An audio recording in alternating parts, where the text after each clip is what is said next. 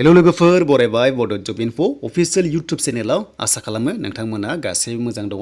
Finally driver पस्टनि admit card release खालामबाय, नोंथांमोना डाउनलोड खालामदो आरो बे ड्राइभार पस्टआव हिनजावफोराबो भेकेन्सि दङ। स' नोंथांमोना जायफ्रा एप्लाइ खालामदों चान्सेस दङ देन ग्रेड 3 आव गोग्लैगोन। आरो लोगोसे मोनसे रिक्वेस्ट, स' नोंथांमोना चेनेलखौ मोजां चेक खालाम, गोबां कमेन्ट्स फैगासिनो दङ जे नोंथांनि जिखि होनाया मोनसेबो एग्जामाव फैयाखै होननानै।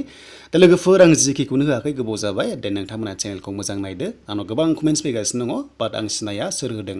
दा जायखिजाया लोगोफोर जों थांनि अफिशियेल साइटआव बेनिफ्राय एडमिट डाउनलडखौ बोरै खालामनांगौ आरो माबायदि रोखोमै फैदों एडमिटआ, जों बेखौ गासिबो डिटेल्सखौ नायगोन। नोंथांमोना चेनेलाव गोदानै फैदोंब्ला साबस्क्राइब खालामना ला बड' जब इनफो अफिशियेल इउट्यूब चेनेलाव। दा लोगोफोर नोंथांमोना जेब्ला ग्रेड 3 आव फैगोन अब्ला नोंथांमोना एप्लिकेशन आइडिखौ होनानै एडमिट डाउनलड खालामनो हायो आरो। दा नोंथांमोना फैनानै ग्रेड 3 लेभेलाव जों जेराव एडमिट डाउनलड खालामदोंमोन ग्रेड 3 लेभेलाव, स' नोंथांमोना फैनानै बेबायदि मोनसे मोनगोन। देन नोंथांमोना नैबाव एडमिट कार्ड ब्रेकेटावहाय ड्राइभार पस्ट मोनगोन। अके, स' बेयाव थुनाय लोगो लोगो नोंथांमोननि एडमिट कार्डआ श' जागोन। दा नोंथांमोना सेबा online.org बेयाव फैनानै ग्रेड 3 आव क्लिक खालामनांगोन। बेयाव ग्रेड 3 दंना मोनसे, जों बेयाव क्लिक खालामनांगोन। अके, दा बेयाव एडमिटआव जों क्लिक खालामनाय लोगो लोगो नोंथांमोननि एप्लिकेशन आइडिखौ होनानै एडमिट नोंथांमोना डाउनलड खालामदेरनाय। देन बेयाव लगिनआव थुदो, लगिनआव थुनाय लोगो लोगो आइडिखौ होनानै नोंथांमोना डाउनलड खालाम, लगइन खालाम। बेनिफ्राय आइडि गोमादोंब्ला फरगटआव क्लिक खालामबानो नोङो मोनफिनगोन नोंनि रेजिस्टार थानाय फन नाम्बारखौ होनानै आरो नोंनाव मेसेजआ थांगोन। अके, देन बेनिफ्राय एग्जामनि माखासे गाइडलाइन्सखौ जों नायनोसै फैदो, जाहाथे नोंथांमोना जेबो गोनो गोथो जायै बायदि। दा बे माखासे गाइडलाइन्स जेराव नोंथांमोननि क्वालिफिकेसना 10 पासनिमोन बियो, बेनिफ्राय एग्जामा सानडे 11 सेप्टेम्बराव टाइमा जाबाय 10 AM निफ्राय 12 सिम थागोन, जोंहा मिथिखागौ। बेनिफ्राय जों माखासे डिटेल्सखौ नायनोसै। जेब्ला नोंथांमोना एग्जाम हलाव थांगोन अब्ला नोंथांमोना एग्जाम टाइमनि सिगां थांबानो जाबाय आरो बेयाव एडमिट लांफानांगोन। बेनिफ्राय जायखिजाया मोनसे आइडि प्रुफ जेरै हमना ला पेन कार्ड, आधार कार्ड, भटार कार्ड मोनसे लांबानो जायो आरो। बेनिफ्राय माखासे डिटेल्स दङ।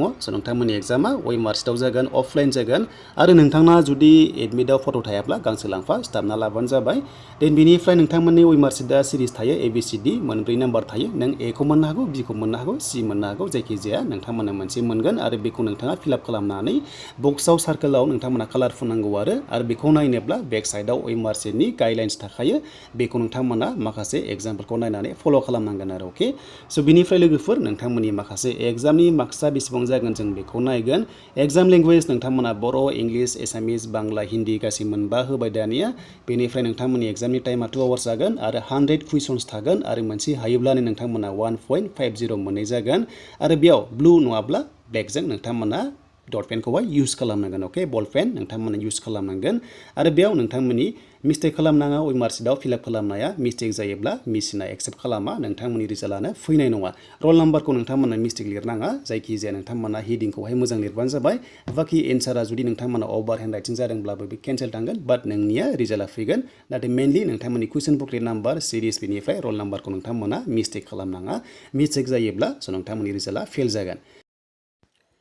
थ' बेनिफ्राय आंनिफ्राय मोनसे रिक्वेस्ट खालामदों, जाय नोंथांमोना पेपारखौहाय बर'आव ट्रेन्सलेट खालामदों जाहाथे मोजाङै नोंथांमोना हांखोखौहाय मोजाङै लिरो। मानोना दाखालि मोननैसो मिस्टेक फैदोंमोन, जि मिस्टेकआ जाबाय पेट्रलियामा लोब्बा दं एबा लोब्बा गैया। अके, दा इंलिसाव लोब्बा गैया, बेनिफ्राय बर'आव होनदों लोब्बा दं होननानै। अप्सनाव गोबां रोखोमनि दङमोन, बाट नोंथांमोनाहाय बर'खौ नायदोंब्ला मिस्टेक थांबाय। आं जास्ट माखासे एक्सटार्नेल एबा माखासे अबजारभेसन होग्रानाव सोंदोंमोन, अबजारभारनावहाय बुंदों कि इंलिसनिखौ हो बेनिफ्राय बर'निखौ होना होननानै, मानोना इंलिसखौसो एक्सेप्ट खालामगोन होनना बुंदों। अके, दा बेखायनो नोंथांमोना बेबायदि केसेस मोनोब्ला नोंथांमोना जाहाथे थाब इनफर्म खालामो। अके, आरो लोगोसे रिक्वेस्ट, जायफ्रा बे पेपारखौहाय ट्रेन्सलेट खालामो नोंथांमोनाबो प्रपारलि खालामबानो जाबाय। मानोना 1 पइन्टनि थाखायनो गोबां काटअफबो थालाङो आरो लस जायो।